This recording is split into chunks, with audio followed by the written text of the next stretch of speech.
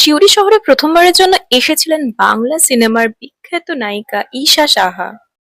Hello শিউরিবাসী, আমি দিশা। আজকে চলে এসেছি আমাদের শিউরির 42 বছরের ইলেকট্রনিক্স জগতের গর্ব ইলেকট্রোভিশনে।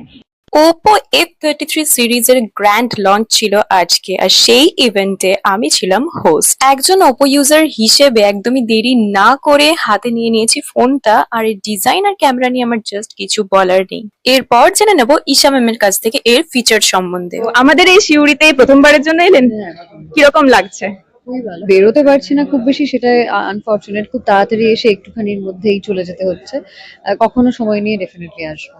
আপনার নতুন সিনেমা সপ্তডিঙার গুপ্তরাজে অনেক অনেক অভিনন্দন। Thank you. আচ্ছা, এই যে ওপোর F33 সিরিজ যেটা লঞ্চ করেছে, Right. সেই ব্যাপারে একটু দর্শকদেরকে তুমি যদি কিছু বলে দাও।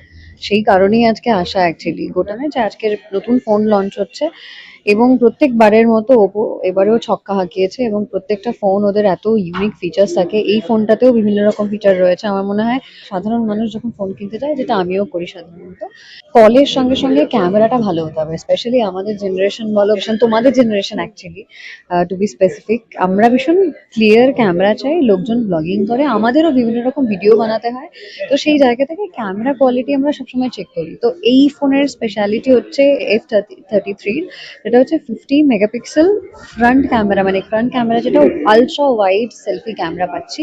সেখানে এই স্টোরে যতজন আছে সবাই চলে আসবে একটা ফ্রেমে।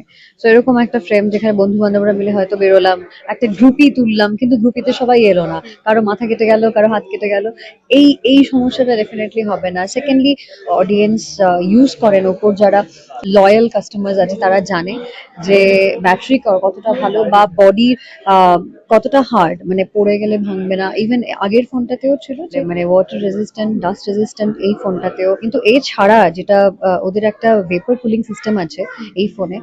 এই যে গরম পড়েছে, আমরা গরম হয়ে যাচ্ছি, বাট ফোন গরম হবে না। বলে যে ইলেকট্রনিক্স গরম না হওয়াই ভালো, সেক্ষেত্রে আমাদের ফোনটা গরম হবে না। সেটা খুব ভালো একটা সিস্টেম। প্লাস একটা এআই গ্লো আছে, যেটা তোমার ধরো একটু ডার্ক হয়ে গেল, একটু একটু অন্ধকার, লাইট কম, সেক্ষেত্রে কিন্তু মনে হবে না যে তুমি অন্ধকারে ছবি তুলছো। এই অটোমেটিক এআই গ্লোটা যেটা থাকবে, তাতে লাইট এসে যাবে এবং সেটাকে প্রফেশনালি এডিট করতে পারবে যে কোনো ছবি বা ভিডিও। এই ফিচার্স গুলো এনাফ আমার মনে হয়।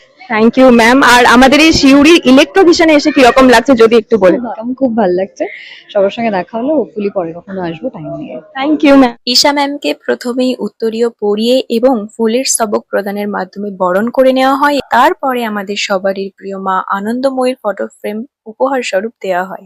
তারপর একে একে ওয়েস্ট বেঙ্গলের ওপো ব্র্যান্ডের সিইও, ডিস্ট্রিবিউটর, হেড সবাইকে বরণ করে নেওয়া হয়।